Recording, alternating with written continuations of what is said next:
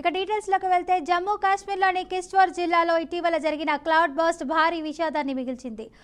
ఈ ఘటన మరొక ముందే కథువా జిల్లాలోని ఘాటి గ్రామంలో మరోసారి మేఘ విస్ఫోటం సంభవించింది. ఈ విపత్తులో 7 ప్రాణాలు కోల్పోగా మరికొందరు గాయపడ్డారని అధికారులు తెలిపారు. ఇవాళ తెల్లవారుజామున సుమారు 4 గంటల సమయంలో ఈ విస్ఫోటం సంభవించిందని స్థానిక పోలీసులు అధికారులు వెల్లడించారు. సహాయక చర్యల కోసం ఎస్టీఆర్ఎఫ్ బృందాలు ఆ ప్రాంతానికి చేరుకున్నాయి. ఘాటి సమీపంలోని జుతావా జోడ్ ప్రాంతంలో కొండ చర్యలు మెరుగుపడటంతో ఒక కుటుంబం శిథిలాల కింద చిక్కుకున్నట్లు సమాచారం.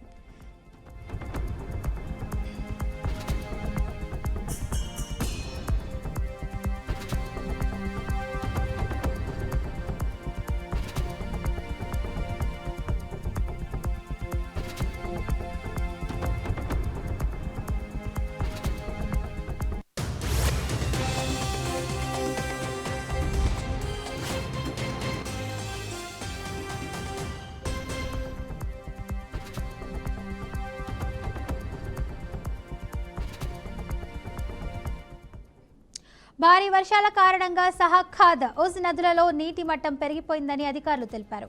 రైలు పట్టాలు దెబ్బతినడంతో పాటు ఆ ప్రాంతంలోని జాతీయ రహదారులు, ప్రధాన మార్గాలపై వాహనాలు నిలిచిపోయాయి. కథువా పోలీస్ స్టేషన్లోకి వరద నీరు చేరింది. ఈ ఘటనపై కేంద్ర మంత్రి జితేంద్ర సింగ్ స్పందించారు. మేఘ విస్ఫోటం విషయమై సమాచారం అందగానే కథువా పోలీసు అధికారి శోభిత్ సక్సేనాతో మాట్లాడినట్లు తెలిపారు. ఘటనా స్థలానికి సహాయక సిబ్బంది చేరుకున్నారని వివరించారు. మృతుల కుటుంబాలకు సంతాపం ప్రకటించారు.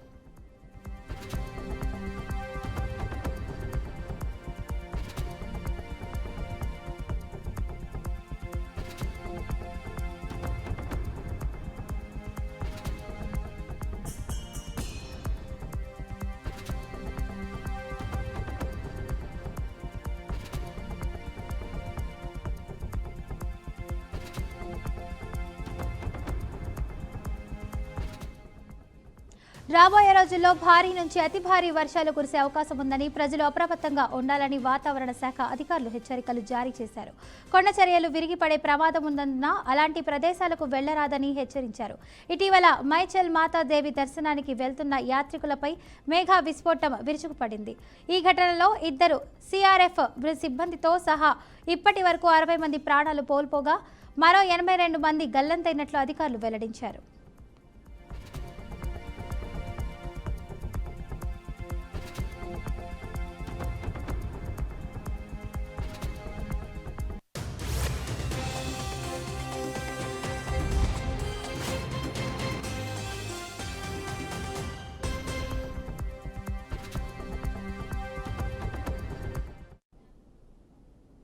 Hindi Bigg Boss OTT season 2 విజేత ప్రముఖ social media influencer Elvish Yadav ఇంటిపై గుర్తు తెలియని దుండగులు భారీగా కాల్పులు జరిపారు.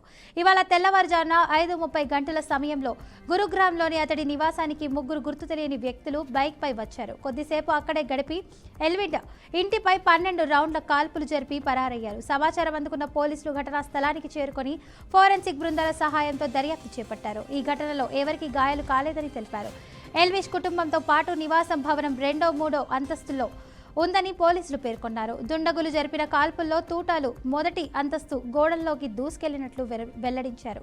దాడి జరిగిన సమయంలో ఎల్విష్ ఇంట్లో లేరని, అతని కుటుంబ సభ్యులు, కేర్ టేకర్ మాత్రమే ఉన్నారని పోలీసులు తెలిపారు. సీసీటీవీ ఫుటేజీల ఆధారంగా కేసు నమోదు చేసి నిందితుల కోసం గాలింపు చర్యలు కొనసాగిస్తున్నామని పోలీసులు వెల్లడించారు.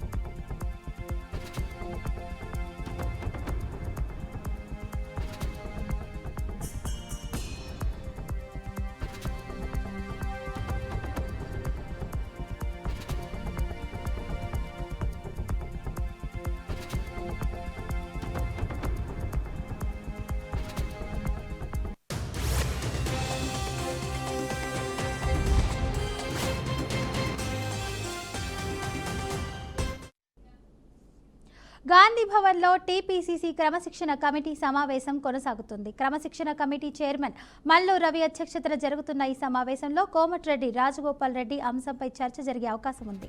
ఇటీవల కాలంలో సీఎం రేవంత్ రెడ్డిపై కోమటిరెడ్డి రాజగోపాల్ రెడ్డి పదే పదే అనుచిత వ్యాఖ్యలు చేస్తున్న విషయం తెలిసిందే. ఈ నేపథ్యంలో కోమటిరెడ్డి రాజగోపాల్ రెడ్డికి క్రమశిక్షణ కమిటీ నోటీసులు ఇచ్చే ఛాన్స్ ఉంది.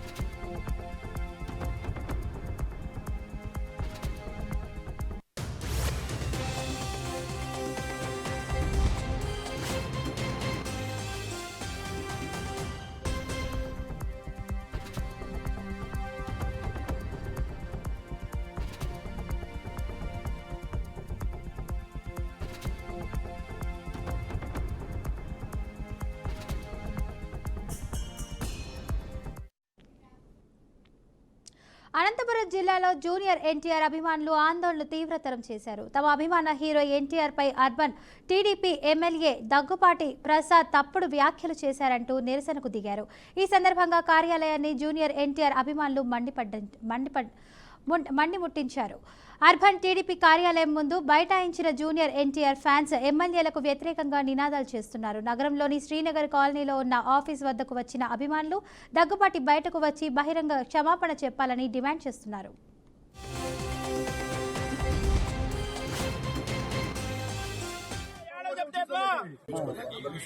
నాలుగు గోళ్ల మధ్యలో కూర్చొని చెప్తే కదా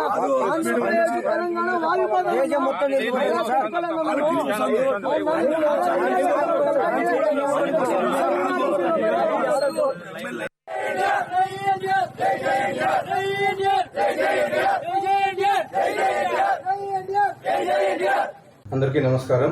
నా పేరు దగ్గుబాటి ప్రసాద్. నేను అనంతపురం అర్బన్ నియోజకవర్గానికి సంబంధించిన ఎమ్మెల్యేని.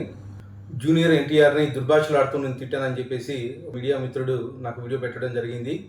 గత 10-15 రోజుల నుంచి అనంతపురం అర్బన్ రాజకీయాల్లో ఏం జరుగుతుందో అందరికీ తెలుసు. దాని కుట్రలో భాగంగానే ఈ వీడియో